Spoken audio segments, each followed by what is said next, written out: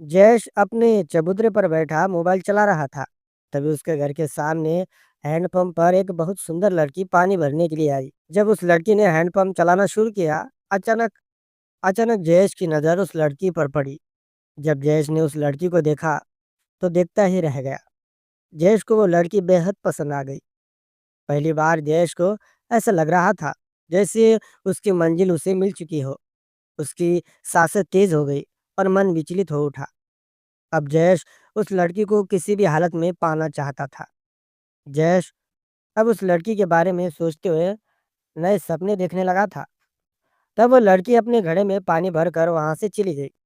तभी जयेश ने सोच लिया कि यह लड़की उसके जिंदगी की रानी बनेगी, क्योंकि ये लड़की भगवान ने उसके लिए ही बनाई हुई है। तब जयेश ने सोचा सोचा कि इस लड़की के बारे में पता लगाना ही पड़ेगा। और फिर इस दिन से जयेश उस लड़की के बारे में खोजबीन शुरू करने लगा। और फिर कुछ दिनों में जयेश ने उस लड़की के बारे में पूरी जानकारी हासिल कर ली। और उसी दौरान जयेश को उसका नाम पता चला। उसका नाम रागिनी है और वो अपने माँ और बड़े भाई के साथ इस शहर में नई नई ही आई है। और उसका भाई पुलिस में कांस्टेबल है और रागिनी 12वीं की छात्र है। वैसे तो रागिनी का बड़ा भाई पुलिस में है। ये जानकर तो जयेश थोड़ा सा डरा हुआ था। पर जयेश ने सोचा, मैं तो उससे शादी करना चाहता हूँ, तो डर किस बात का। तभी जयेश ने सोचा कि ये बात मैं घर वालों से कहता हूँ कि अब मुझे शादी करनी है। देखता हूँ कि अब घर वाले क्या कहते हैं। और फिर क्या था, उस दिन से जयेश अपने घर वालों से बात करने का सही मौका ढूंढ रहा था। तभी एक दिन जयेश अपने पिताजी के पास गया और जरा प्यार से पिताजी को बोलने लगा, पापा, अब मेरी उम्र शादी के लायक हो गई है। मैं सोच रहा हूँ कि अब मैं शादी कर लूँ। जयेश के ऐसा कहते ही पिताजी को जोर से खांसी आई और वो हंसकर बोले, क्या कहूँ, क्या कहा तूने, तुझे शादी करनी है। तब जयेश ने कहा, हाँ पापा, इसमें हंसने वाली क्या बात है।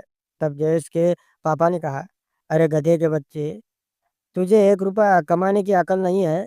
दिन भर तो तू बस मोबाइल में दिन भर तो तू मोबाइल में बिजी रहता है। कुछ काम के बारे में कहा तो साफ मना कर देता है। कौन तुझे अपनी लड़की देगा। तू क्या शादी को गुड्डी गुड़िया का खेल समझता है। शायद एक बहुत बड़ी जिम्मेदारी होती है बेटा। तभी जयेश अपने पिताजी पर गुस्सा होते हुए बोला, पापा, आप ये कैसी बातें कर रहे हैं। मैं आपका बेटा हूँ। अगर आप ही मेरे बारे में इस तरह से बात करेंगे तो कौन मुझे अपनी बेटी देगा। पापा, मैं आपसे वादा करता हूँ कि मैं आज के बाद अच्छी तरह से काम धंधा करूँगा। बस आप पहले मेरी शादी करवा दो। बस बस पापा, मुझे शादी करनी है।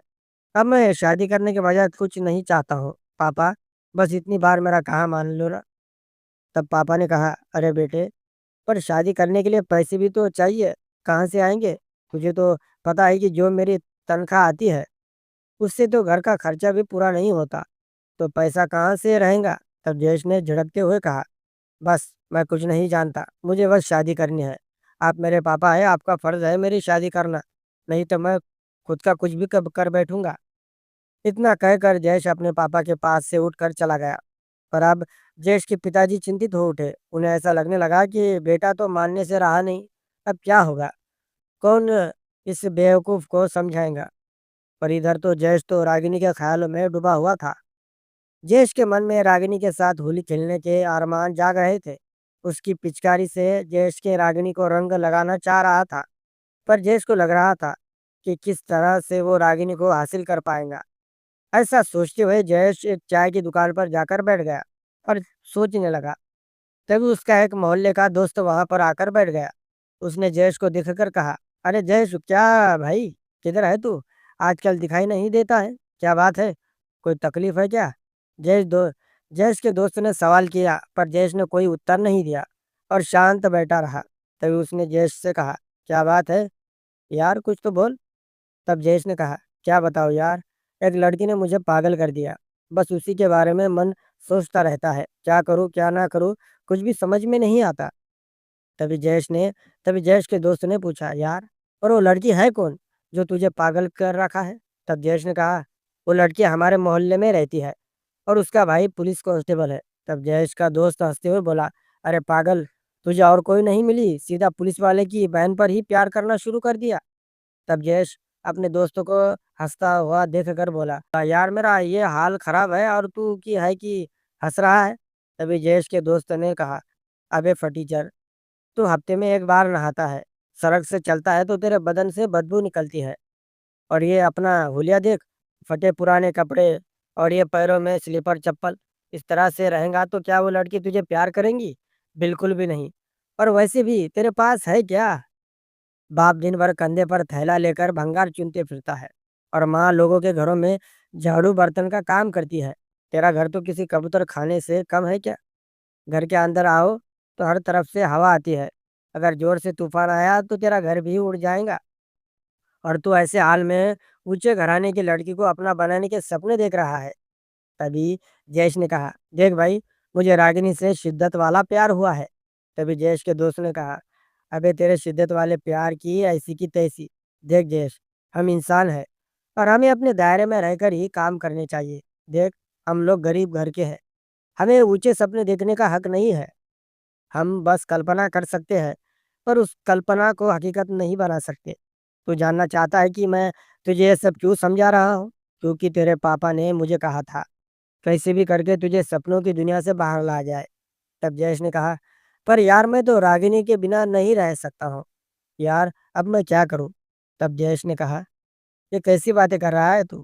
क्या तेरे बाप ने तुझे पाल पोस कर इतना बड़ा किया, अब तुझे उनकी चिंता नहीं?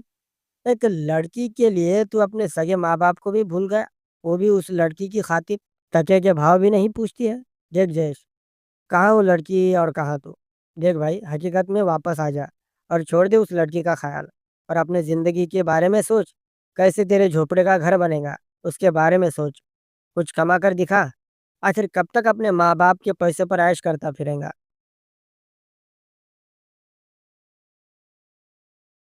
जब जयेश के दोस्त ने कहा, तो जयेश की आँखों से पानी निकल पड़ा। आज उसके सामने उसकी ज़िंदगी का आईना था, जो जयेश का दोस्त उसे दिखा रहा था। जयेश अब अपने मन को बहुत कोसने लगा था। सच में आज तक उसने अपनी ज़िंदगी के कीमती पल बर्बाद कर दिए थे। जयेश के दोस्त की बातें जयेश के दिमाग पर हावी हो गई थी। अब जयेश को लग रहा था, वाक़ई में उसने रागिनी के प्यार में पड़कर बहुत बड़ी गलती कर दी थी। क्योंकि वो एक भिखारी टाइप का लड़का था और रागिनी एक बड़े घर की बेटी, तो उनका तालमेल होना असंभव था। तभी रोते हुए जयेश ने अपने दोस्त से कहा, हाँ दोस्त, सच में मैं मेरी औकात भूल गया था। सच बात तो ये है कि मैं कभी भी रागिनी जैसे लड़के को हासिल नहीं कर सकता। पर ज़िंदगी ने एक सबक ज़रूर सिखाया है कि गरीब लड़के को प्यार हासिल नहीं होता। पर मैं तुमसे वादा करता हूँ, मेरे दोस्त, कि आज के बाद ये जयेश तुम्हें ज़रूर कुछ ना कुछ करके दिखाएगा और खुद की पहचान ज़रूर बनाएगा। तब जयेश के दोस्त ने कहा, हाँ दोस्त, अब तूने की असली बात, तो चल अब हम अपनी नई मंजिल की शुरुआत करते हैं। इतना कहकर वो दोनों अपनी नई मंजिल पर चल पड़े। उम्मीद है दोस्तों आपको ये छोटी सी कहानी पसंद आई होगी। तो प्लीज़ इस वीडियो को लाइक और चैनल को सब्सक्राइब ज़रूर करें। धन्यवाद। दोस्तों, ये कहानी पूरी तरह से काल्पनिक है। ये कहानी सिर्फ़ आपके मनोरंजन के लिए बनाई गई है।